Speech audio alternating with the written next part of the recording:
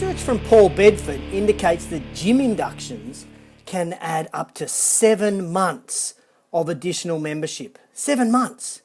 So if the average monthly fee is $50, that's 350 extra bucks you're going to get. And what are you paying somebody to do a gym induction? $25 an hour? Is that all? I think this is a massive... Oh, thanks, Christy. Beautiful. I reckon that's a massive return on investment. You pay $25, you get $350 back. That's a 14 times return. It's worth thinking about, isn't it? So welcome to show 39 of JT in the Raw. Today I'm going to share just a snippet of what I'm going to be talking about at Filex, which is an onboarding process for new members, new clients, new customers, really whatever industry you're in. But the focus will obviously be the fitness industry. And how that'll breed loyalty for, or long-term loyalty for customers. But before I get to that point, what I want to do is connect with the people who are watching first up, who are not in the fitness industry. And I can see Celeste is on and Scotty G's on, and I know you guys aren't necessarily right in the fitness industry. So I want to share what cheeses me off about gyms. What cheeses me off about gyms is this. Equipment not working. Seriously, equipment not working really cheeses me off. So last Friday at the gym that I was at, training, the battery in the rower wasn't working. So I suggested to the person on the front desk, maybe they need to get the rower fixed because the battery wasn't working. Today, same thing. Rower not working, battery flat. That cheeses me off. Last Saturday, I'm trying to get in the zone in my spin class that I'm about to do, and I mean my zone because I'm not a great spinner. And there's a lady moving handlebars, and she's taking handlebars from one bike over to another bike and bringing it back. And the instructor, who we all know, the instructor walks over to the lady and goes, everything okay? And she goes, oh yeah, no, the water bottle holder doesn't work on those handlebars, so I needed to put them on this one because I want this bike. That obviously cheeses her off, and it cheeses me off as well. So what cheeses you off? If you're a member of a gym, tell us in the comments below, because there's a lot of fitness people watch this and it's like market research. What cheeses you off about going to the gym? Let me just say, I pay my monthly fee to this gym, so I expect the equipment to work. I don't expect the equipment to work all the time because there's going to be some days where it's going to need to be maintained. But once a complaint is made, then I think it needs to be fired up and working ASAP. Boom! That's what cheeses me off. Morning, everybody. Morning, Marcus. Morning, Monster. Morning, CJ. Morning, Chantel. Morning, Angus. Morning, Celeste. Morning, Scotty G. Morning, everybody. Okay, shout-outs. As you know, I like to start off the show with a few shout-outs instead of what cheeses me off, but shout-outs. That's where I like to just say thank you to a few people.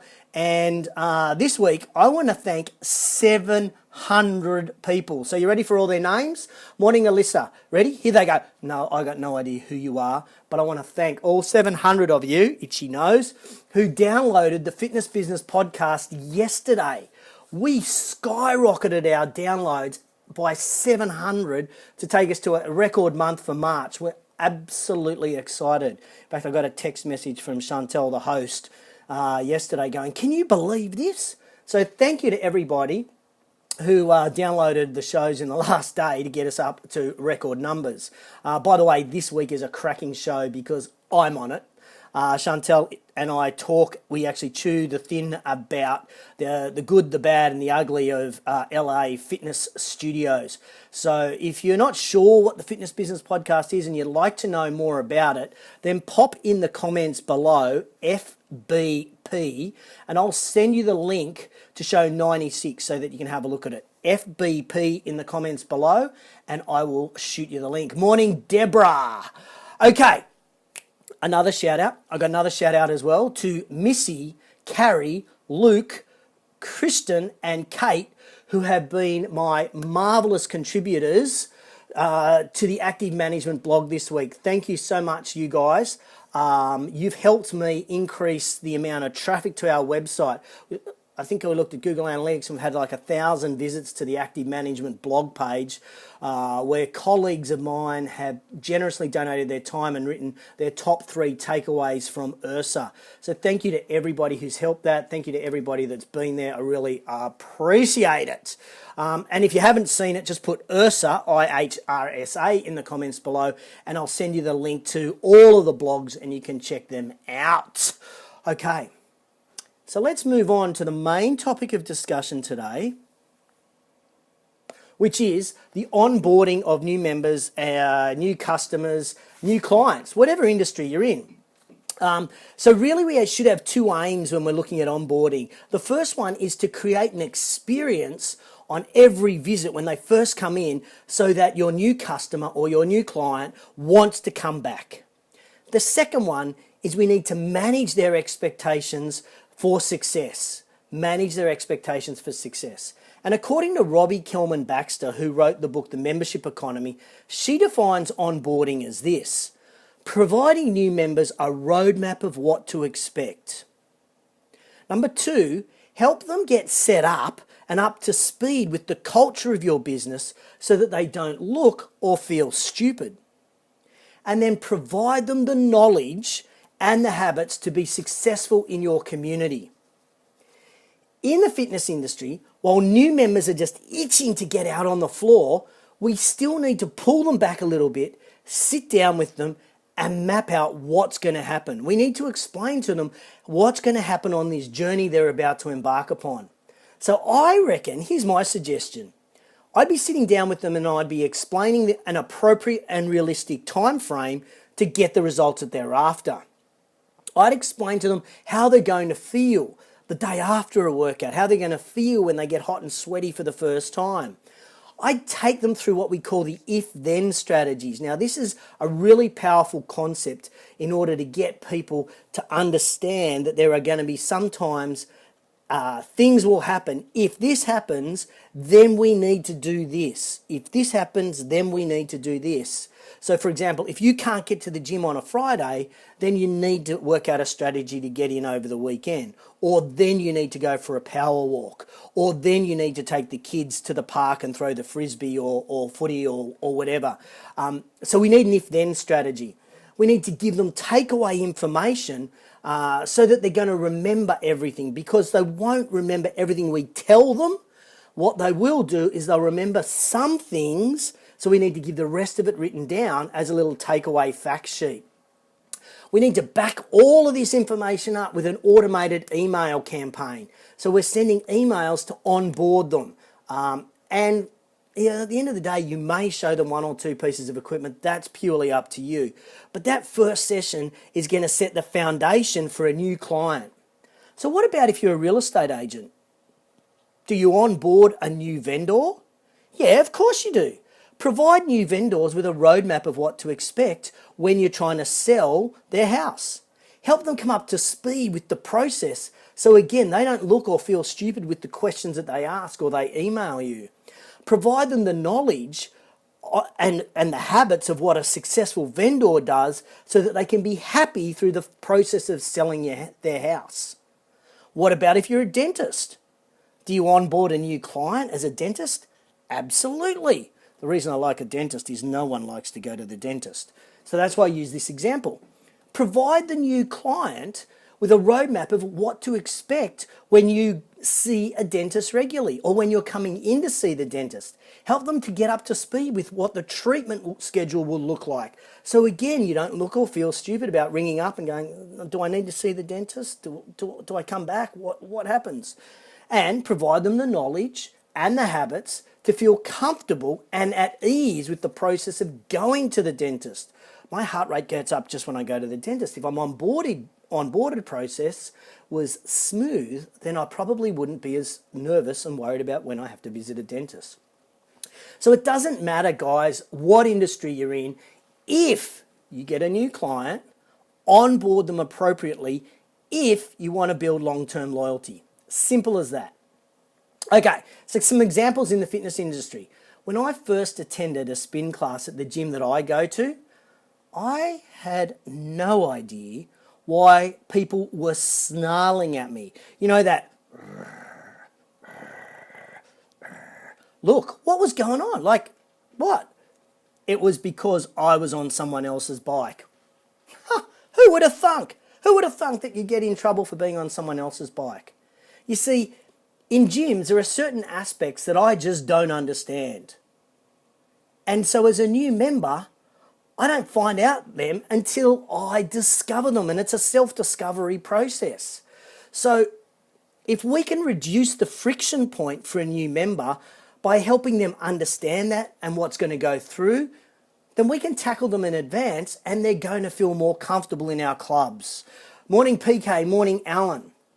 So for example, if I had a club and I had group fitness, I would have all my group fitness teams stand at the front door when people are walking into the group fitness room. And I'd high-five them, handshake them, or I know you group fitness people who are out there watching, you know, you want to give them a little hug, little man hug, little man-girl hug, girl-girl hug, whatever. But we welcome them. And then when a new person arrives, somebody that hasn't done your class before, they may be a new member, or they may have never done a class before, but when that new person comes in, you can identify them, you can make them feel welcome, you can walk them to wherever you want them to stand and so that you can see them from the stage. You may even introduce them to another member so that they can help onboard them during the class, and that takes the heat off you. In fact, if you haven't listened to show 96 of the Fitness Business Podcast, check it out, because Chantel talks about her onboarding experience when she went to Barry's boot camp. Well worth a listen. Remember, if you haven't listened or you're not sure what the Fitness Business Podcast is, put FBP in the comments below and I will share the link with you and you can listen to it. Morning, Benny G. Hey, mate, congratulations on getting engaged and congratulations on the person to be. Well done. Okay, now I reckon there's a 3-step formula in the onboarding process when we've got a new member. Step 1 is we need to remove all the friction points. This simply removes anything that sort of slows down the process for this new member, feeling like they're part of the club. Morning, Susan. Hey, a huge shout out to you, Susan, who's just tuned in. You are the best person that watches JTInTheRaw because you share it so much to so many people, and I'm very grateful. So thanks for watching live and thanks for sharing the show so much and so many times. Thank you, Susan. Very grateful. Okay, so the friction point. Step 1 is remove the friction points. Simple things like, where do I park when the car park is full? How do I log on? How do I get into my 24-hour club if I've forgotten my key tag? How do the lockers work? How do the lockers work? How do I use this piece of equipment? And the list goes on and on and on. But for a new member, someone that's never used your facility, someone who's never been a member of a gym before, those friction points are going to be massive. So we've got to really work on getting rid of the friction so that they feel comfortable in our facility as fast as possible. Morning, Shano. Step number 2 is we need to deliver immediate value. Now, we know in the industry it is impossible to deliver immediate results. You cannot deliver weight loss, you cannot deliver increased flexibility, and you cannot get me stronger or fitter like that overnight in 1 session, 2 sessions, 3 sessions. You can't do it. So we should not promise what we cannot deliver. So what we should deliver is value. What does that value look like for them? Ask them. Ask them. In that first session, have a conversation and say, how would you get value out of your membership in the first week? For me, it's simply being acknowledged at the front desk. Simple as that. For others, you might be able to use an email sequence, and that may add value to them because you're educating them through an email sequence. For others, it might be having a clean change room, because they've come from another gym that was a really dirty change room. So for them, adding value is just making sure the change room is clean. So let's just ask them. But for me, if I was running a facility, if I was running a PT studio or a gym, I would focus on the workout experience. I want them to get enormous value from the touch points when they come into the facility. I know Cindy at Life and Soul in Karratha and Broome and Port Hedland and Derby, she has a 6-point touch system when people come into the group fitness room. Yeah, 6-point touch system. So every time somebody comes in, they're going to get touched 6 times. Now that's adding value. We want them to feel so much love when they first start off that they just want to come back. They just want to come back.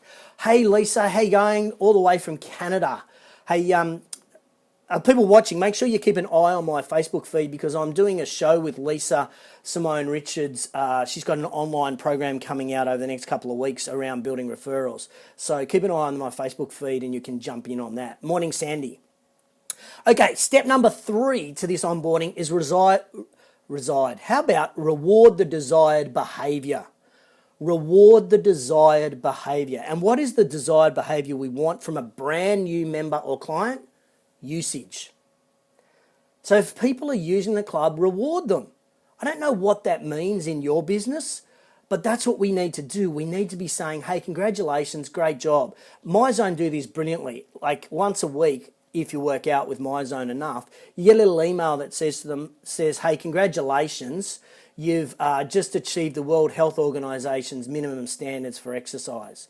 And that's like this reward that you get from this external third party for what you've done.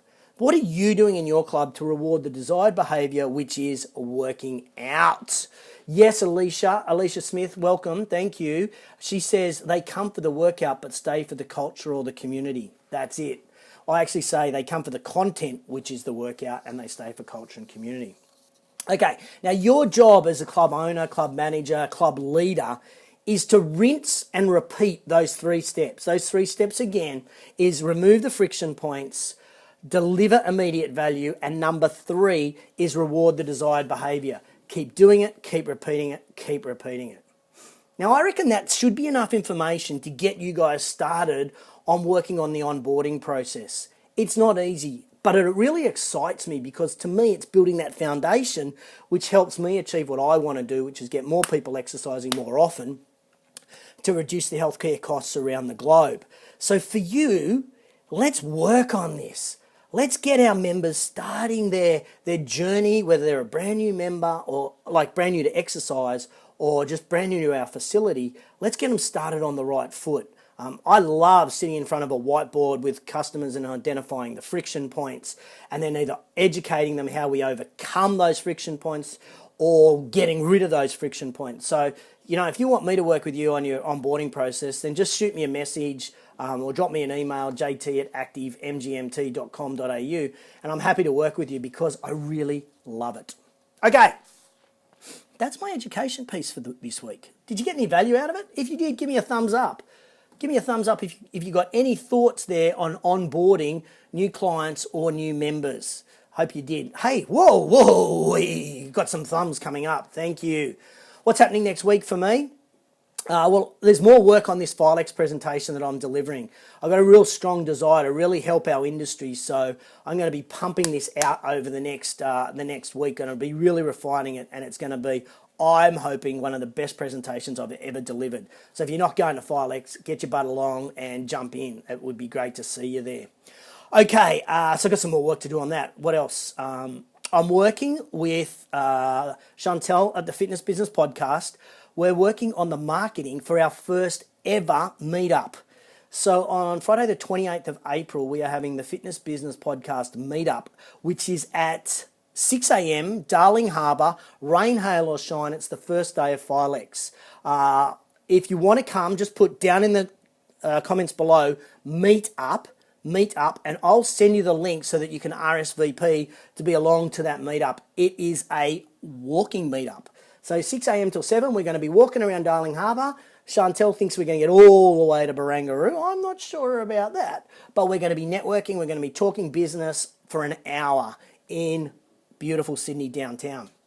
Okay, what else? What else? What else? Today I'm off to Oran Park. Oran Park is west of where I live, and I'm going to be working with some personal trainers. I'm going to be teaching them how to be more likable and how to engage with their customers. So thank you, Steve, Matt, and Corinne, who I will see in a couple of hours. Thank you for having me on board to help you guys out. I really appreciate that opportunity. What else? What else? I can't leave you just yet. I've got to give you the quote of the week. In fact, this time, it's not a quote, it's rather a formula.